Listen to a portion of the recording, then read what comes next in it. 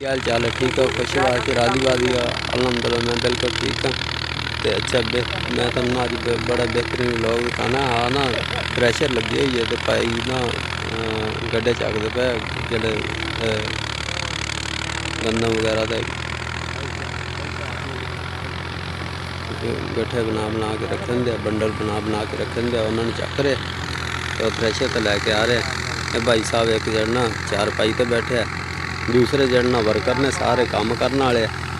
पिछे एक जना थक हार के आ गया गड्ढे चक के भरोटे चक के ते एक भाई साहब जना बैठा ठीक है। एक भाई साहब जरा कूलर पे उत्ते गिलास पे ते आ जरा दूध का दरख्त है ठीक है जी छां दे विच आराम फरमा रहा बहुत थक गया काम कर करके ठीक है थक गया बड़ा जलना काम कर करके तो थ्रैशर ते थक गया ते आ सारे भरोटे ही भरोटे पे आ। परली साइड ते जलना कणक है उस तो सामने जलना धूड़ उड़ती पई है तो उत्थे चैपर चलता पिया माइया वाल ठीक है ना। एक सामने बिल्कुल थ्रैशर लगी हुई है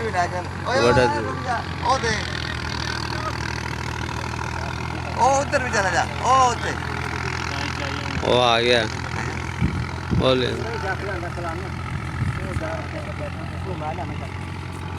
चौधरी नहीं बना उधर साढ़े चौधरी आना हाँ वो एक बच्चा उन्हें ना बल्लियाँ चुकिया हुई ठीक है। एक भाई साहब पानी पींदे पे तबला बजाने वाले है कोई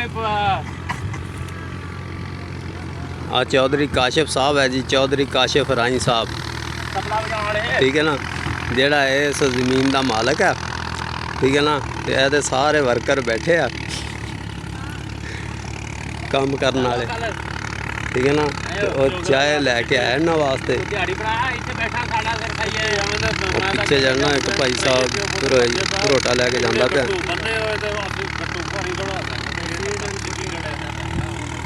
भरोटा लैके जाते पे और दरम्यान दे विच जलना खाला है वो थोड़ा जहा इन्होंने ना उन्होंने ढा के राह बनाया है ताकि आसानी दे नाल लंघिया जा सके।